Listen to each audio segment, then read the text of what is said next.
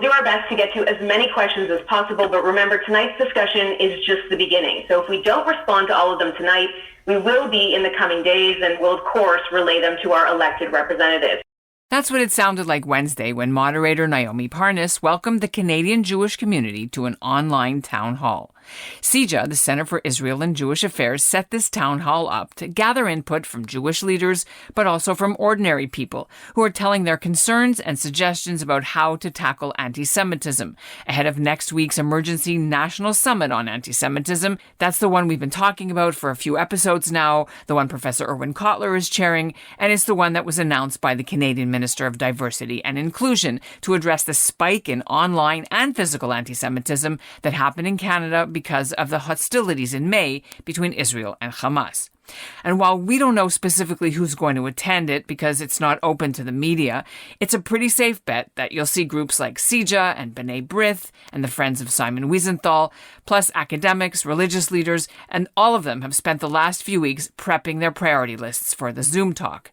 Irwin Cotler already knows what's at stake. May this summit be not only an opportunity to address anti-Semitism in words, but it must be what it is intended to be, an action summit. I'm Ellen Besner, and this is what Jewish Canada sounds like for Thursday, July 15th, 2021. Welcome to the CJN Daily, sponsored by Metropia.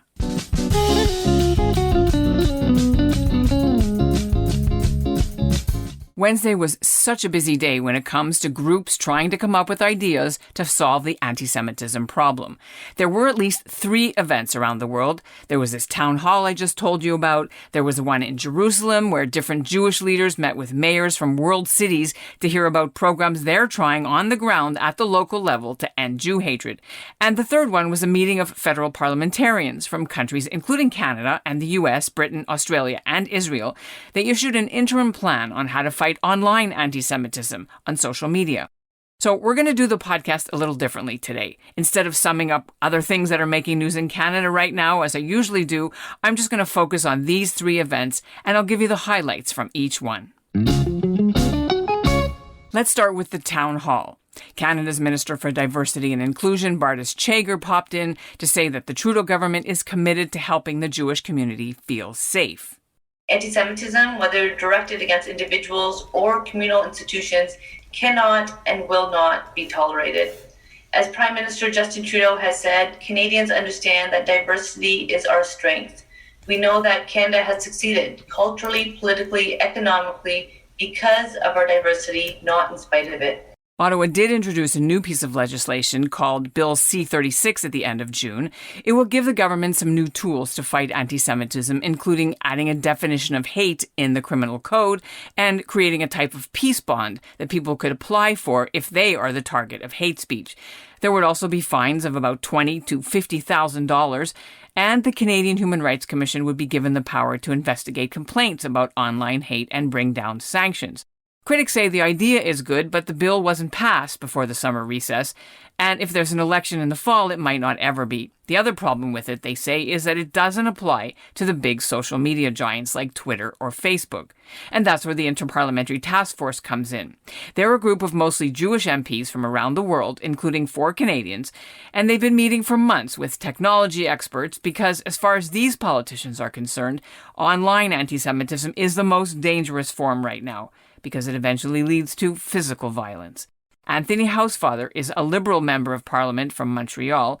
He's on the committee, and he says Twitter and Facebook and other big social media platforms must be forced to tighten up their community standards for what can and cannot be posted. We need to have legislation in all of our countries that requires the social media platforms to be transparent about how they use algorithms.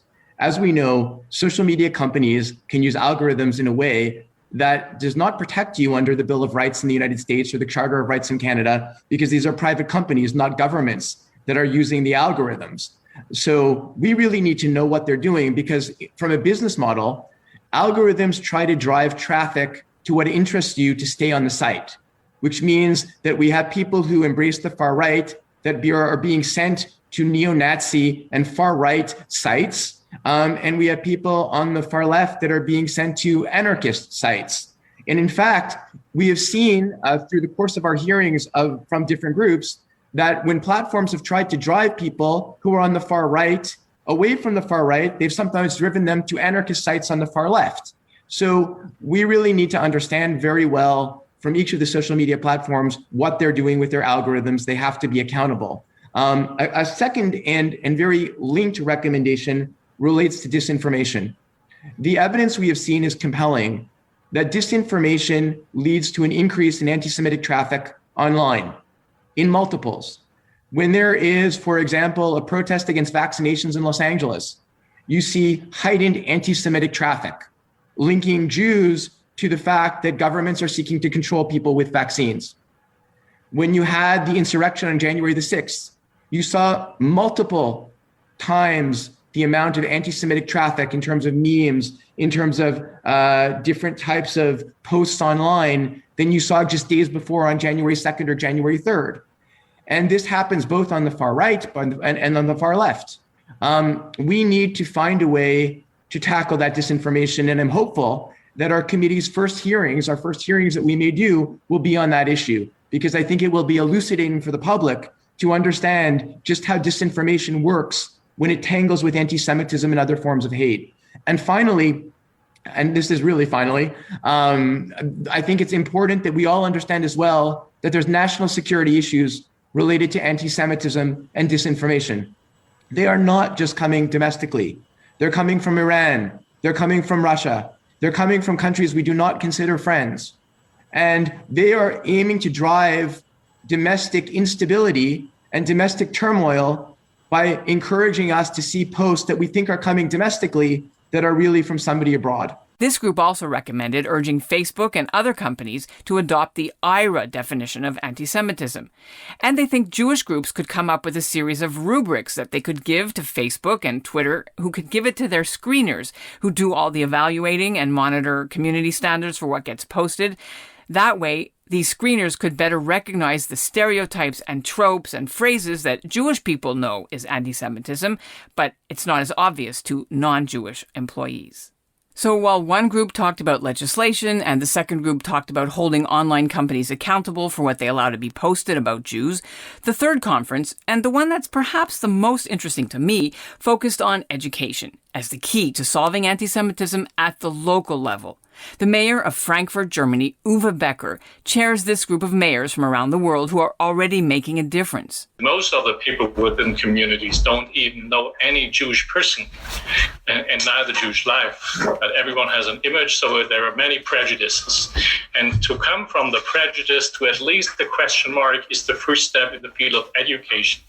And for that reason, we have programs like Meet a Jew or Meet a Rabbi within our community, where Jewish youngsters go to schools and present to their comrades that they for the first time see, at least by knowing that they see a Jewish person, they know the first time a Jew, and they see that they have the same playlist on their iPhone, that they have the same hobbies, that they go to the same places. So they see many things in common, and they even understand that Ibrahim and Abraham have a lot in common too. And from traditions, from the way people also practice their religious aspects of their lives. There are so many things that are linked together, not so far away from things that tear people apart. So we have on the one side to teach the understanding and the commitment to work for Jewish life and to transform and inform about Jewish life within your communities. And if there is a strong Jewish community, you should connect and speak with them also to open their gates for those who are interested in learning about Jewish tradition, Jewish life. Many people walk away or walk aside a synagogue, never go and enter it. So there's also even if there's a possibility to get in closer contact. The conference heard about some other interesting initiatives that Canadian Jewish leaders could certainly consider copying. For example, in New York, they bring Hasidic Jews into schools in a heavily Puerto Rican neighborhood so he can explain why he dresses the way he does. In Malmö, Sweden, where anti-Semitism was a big problem a few years ago, now the city and the Jewish community there have signed a covenant. That's the word they use. And for the past 3 years, there is funding for a Jewish cultural center. There are 3 exhibits on the Holocaust. And since May, a group with a rabbi and an imam have been going together to school classrooms to talk to the students. The recent visits were sparked by a case where a 12-year-old Jewish girl was being harassed constantly. Her locker had the words F Israel sprayed on it and Free Palestine, and the teacher didn't do anything about it for 2 weeks because she admitted she didn't have the knowledge to deal with the issue, and not even address the TikTok videos about Israel and the Palestinians that 98% of her students were watching on their phones.